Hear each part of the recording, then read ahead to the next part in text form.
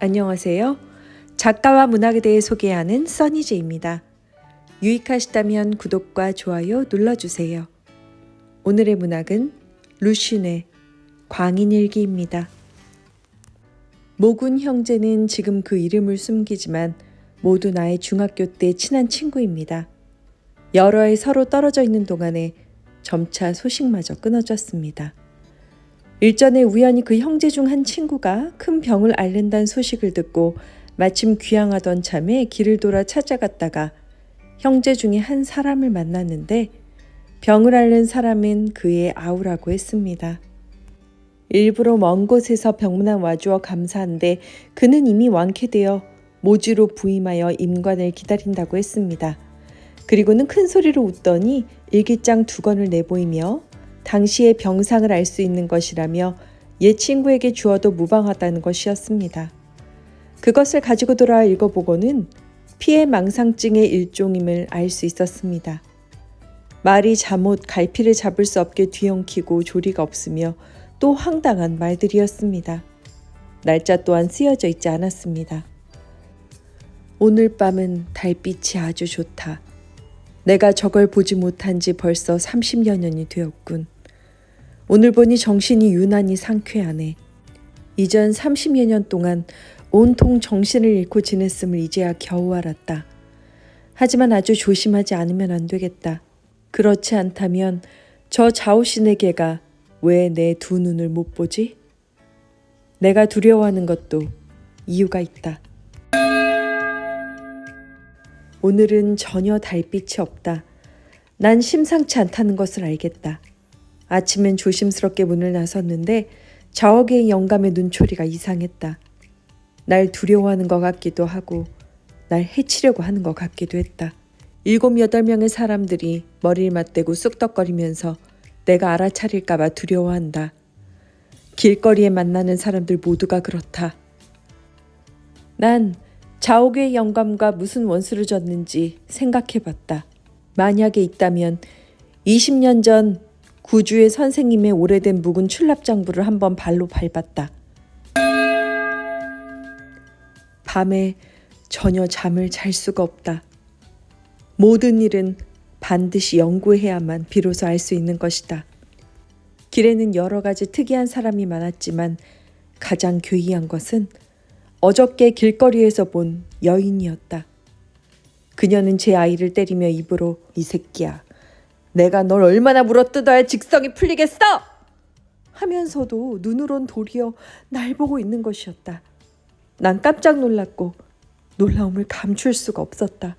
그 순간 사람들은 날 보면서 웃었고 철라우가 앞으로 달려나오더니 날 억지로 잡아 끌고 갔다. 내가 집으로 끌려오자 집안 사람들은 모두 날 모른 척했다. 그들의 눈빛도 모두 다른 사람들과 같았다. 며칠 전에는 늑대촌에 소작인이 와서 흉년이 들었다고 하면서 그들 마을에서 매우 흉악한 놈이 사람들에게 맞아 죽었다고 했다. 마을의 몇 사람이 그의 심장과 간을 끄집어내어 기름에 튀겨 먹었는데 그러면 담이 튼튼해진다고 했단다. 내가 말참견을 좀 했더니 소작인과 큰형님이 함께 나를 흘낏 보는 것이었다. 오늘에야 그들의 눈빛이 모두 밖의 그놈들과 똑같다는 걸 알았다. 그 여인이 너를 면입히고 물어뜯어야 직성이 풀린다고 했던 말이나 험상궂게 생긴 놈들의 웃음, 며칠 전 소작인이 하던 말 모두 명백한 암호이다. 책에 쓰여진 수많은 글자들, 소작인이 한 그 많은 얘기들, 그 모두 희죽희죽 웃으며 괴상한 눈초리로 날 노려본다. 나도 사람이다. 그들은 날 잡아먹고 싶어 하는 것이다. 아침에 나는 한동안 조용히 앉아 있었다. 철라우가 밥을 날라왔다. 채소 반찬 한 접시와 생선찜 한 접시였는데 생선의 눈이 희고 딱딱하고 입을 벌리고 있는 것이 사람을 잡아먹고 싶어하는 그 패거리들과 흡사했다. 몇 젓가락 먹어보니 미끈미끈한 것이 생선인지 사람인지 모르겠기에 그것들을 몽땅 토해버렸다. 큰형님은 오늘 허 선생님을 모시고 와서 너를 진맥해 주십사 부탁했다라고 말했다. 난 좋습니다라고 했다. 이 늙은이는 망나니 노릇을 잘하는 것을 알고 있다.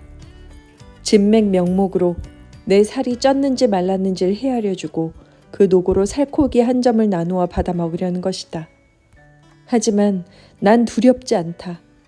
비록 사람을 먹진 않지만 간담은 그들보다 세다. 두 주먹을 불끈 내밀고는 그가 어떻게 손을 쓰는지 보았다. 그는 내가 허튼 생각을 하지 않고 조용히 며칠 요양하면 좋아질 거라고 했다. 나는 큰 소리로 웃었고 그랬더니 기분이 좋아졌다. 늙은이와 큰형님 모두 나의 용기와 정의에 짓눌려 얼굴빛이 하얗게 질렸다. 나는 사람을 잡아먹는 사람의 동생이다. 난 그들의 수법을 안다. 바로 죽여버리자니 선뜻 내키지도 않고 그럴 깜냥도 없다. 화가 미칠까 두려워서다. 그래서 그들은 여럿이 연락을 취해 그물을 촘촘히 쳐놓고는 내가 스스로 자살하도록 몰아가는 것이다. 제일 불쌍한 이가 나의 큰형님이다. 그도 사람이니 어찌 전혀 두려움 없이 패거리들과 어울려 나를 잡아먹을 수 있겠는가? 그렇지 않으면 옛부터의 관습이 되어 잘못이라고 여기지 않는 것인가? 그렇지 않으면 양심을 버리고 죄를 짓는다는 것을 명백히 알면서도 고의로 하는 것인가? 난 사람을 잡아먹는 사람을 저주한다. 먼저 형님부터 사람을 먹지 않도록 권해야겠다. 갑자기 한 사람이 찾아왔다. 나이는 갓 20살쯤 되었을까? 외모는 별로 똑똑히 보지 못했으나 만면에 웃음을 띤 채 나를 보고 고개를 끄덕여 인사했다. 그의 웃음 또한 진짜 웃음 같진 않았다. 사람을 잡아먹는 일이 옳은 거요? 그는 여전히 웃으며 흉년도 아닌데 왜 사람을 잡아먹겠어요? 난 대뜸 이 녀석도 한 패거리로 사람 잡아먹길 좋아한다는 걸 알았다. 난 벌떡 일어나 눈을 부라렸다. 그러나 그 사람은 사라져버렸다. 온몸에 땀이 흠뻑 나 있었다. 그의 나이는 나의 큰형님보다 훨씬 어린데도 한 패거리라니. 이건 틀림없이 그의 어미 아비가 먼저 가르쳐 주었기 때문일 것이다.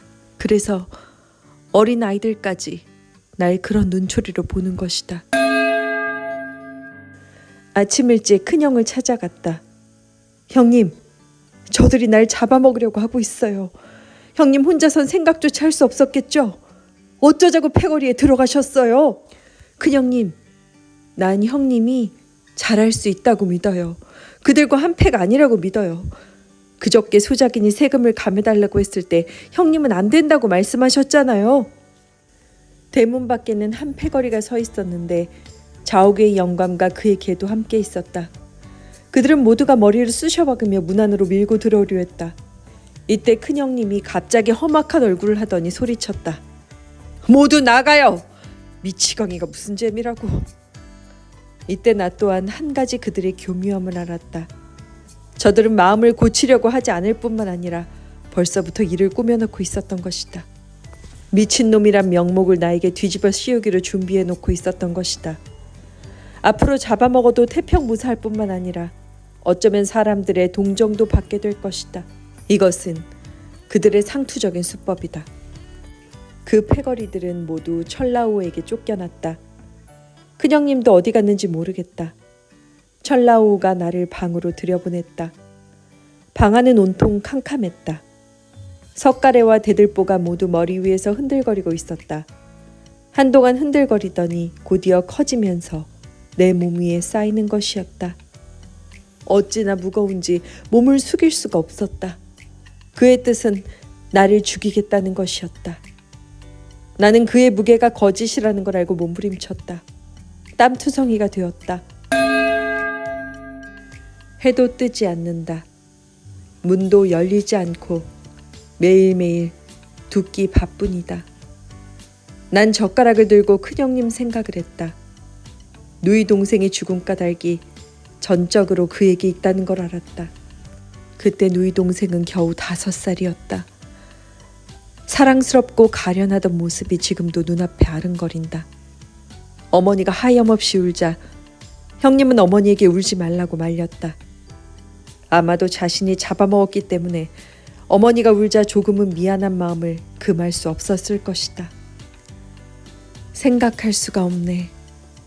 4,000년 동안 수시로 사람을 잡아먹었던 곳, 나도 여러 해 동안 그 속에서 함께 살아왔다는 것을 오늘에야 비로소 명백히 알았다. 큰형님이 바로 집안일을 관리하고 있을 때 마침 누이 동생이 죽었으니 큰형님이 밥이나 반찬 속에 섞어 우리에게 몰래 먹였음에 틀림없다.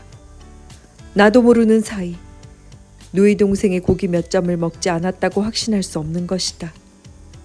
이젠 내 자신의 차례다. 사람을 먹어보지 않은 아이들이 혹시 아직 있을까? 아이들을 구하자.